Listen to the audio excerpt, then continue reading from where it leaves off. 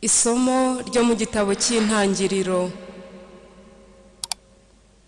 Muntu yamaze gusuzugura Imana, Uhoraho Imana aramuhamagara, aramubaza aturi hehe.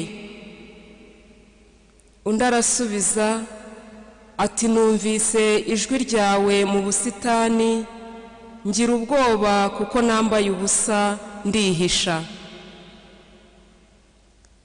Uhoraho Imana ati ninde waguhishuriye ko wambaye ubusa?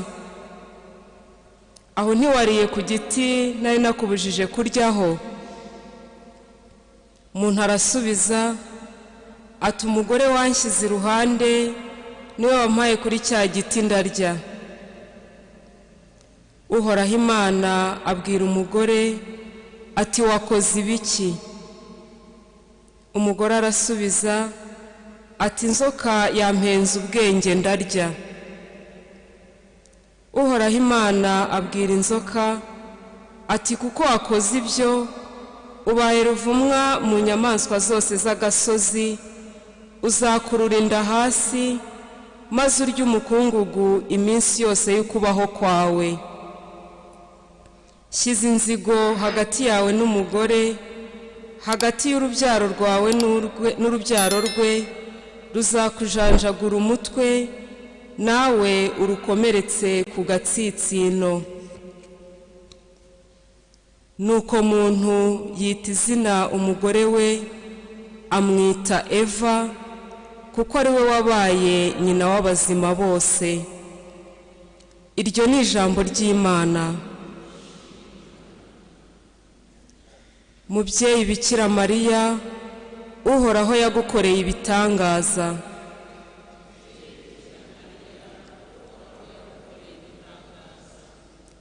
Nimuririmbire Uhoraho indirimbo nshya, kuko yakoze ibintu by'agatangaza. Indyo ye, ukuboko kwe k'ubutagatifu byatumye atsinda.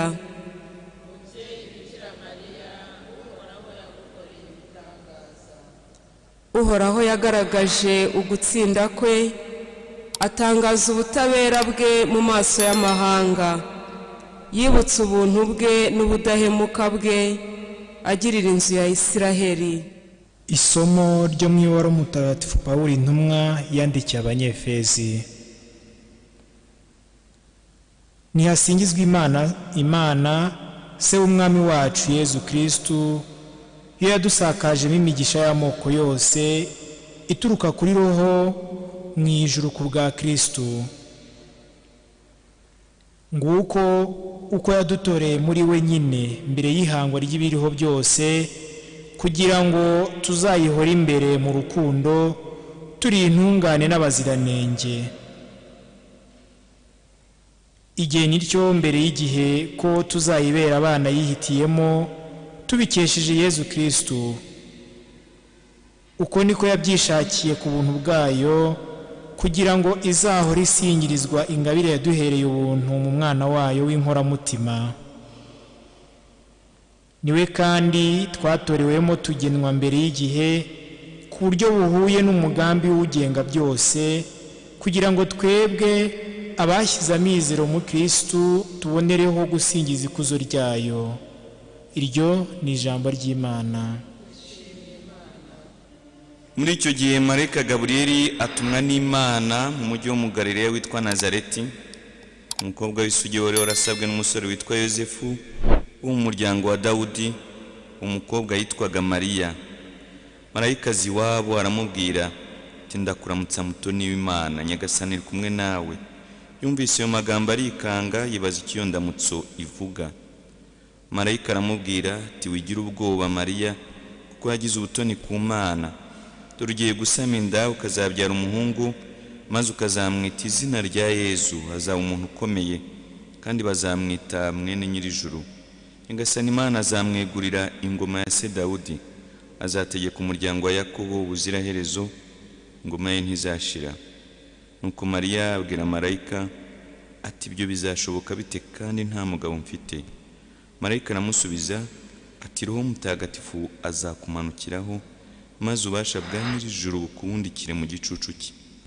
ndetse ugiye kuvuka azaba intungane kandi azitwa umwana w'Imana. Dore Elizabeth mwene wanyu nawe yasamiye mu zabukuru, ku kwezi n'ukwa gatandatu, kandi ubundi yitwaga ingumba, koko nta kinanira Imana. Mariya aravuga ati, ndi umuja wa Nyagasani, byose bimbeho nk'uko bivuze. Nuko marayika musigaho aragenda. Muri batisimu tugakira icyaha cy'inkomoko n'ibindi byose twakoze tutarabatizwa, tukaba abaziranenge rwose. Nyamara ubwo buziranenge tudakomeje kurangamira Nyagasani, nanjye kuvuga ngo ntabwo tubutakaza byo kuburizamo, ahubwo turakomeza tukabutoneka. Niyo mpamvu tuba dukeneye inkunga n'amasengesho y'umubyeyi Bikira Mariya. Uwo utarasamwe icyaha ntabwo ari amahitamo yakoze yo kudasamanywa icyaha, ahubwo ni ineza Imana yamugiriye. Kubera ko Nyagasani Imana yari azi neza ko uwo Bikira Mariya azabyara nyir'ubutungane, byari bikwiye rwose ko amutegura kugira ngo Nyagasani Yezu azakirwe n'utunganye. Kristo Yezu akuzwe. Ntabwo nzi byinshi muri biology n'ubijyanye n'ubuganga, ariko umuntu anatekereje bajya bavuga ko hari indwara umuntu ashobora kwanduza abana be. Bikira Mariya rero yakingiwe, yarinzwe icyo cyaha kuko yaragiye kwakira nyir'ubutungane rwose.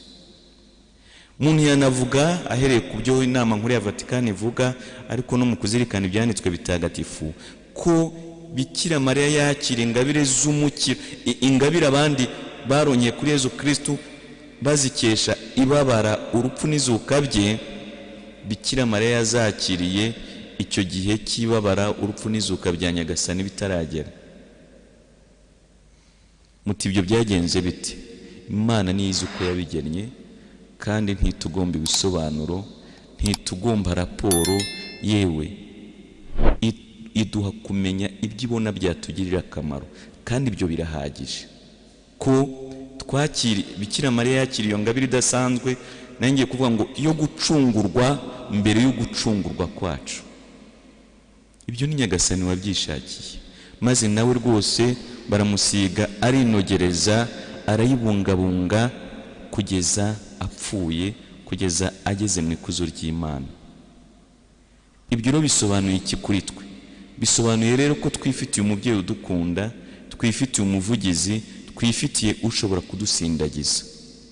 Ubwo azi neza ko turi abanyantege nkeya kandi tukaba turi abana be, yadusindagiza akadufata akaboko kugira ngo azatugeze mu ijuru turi intungane n'abaziranenge. Bisobanuye iki kuri twe? Bisobanuye ko dukwiye kumwisunga mu masengesho yacu ya buri munsi,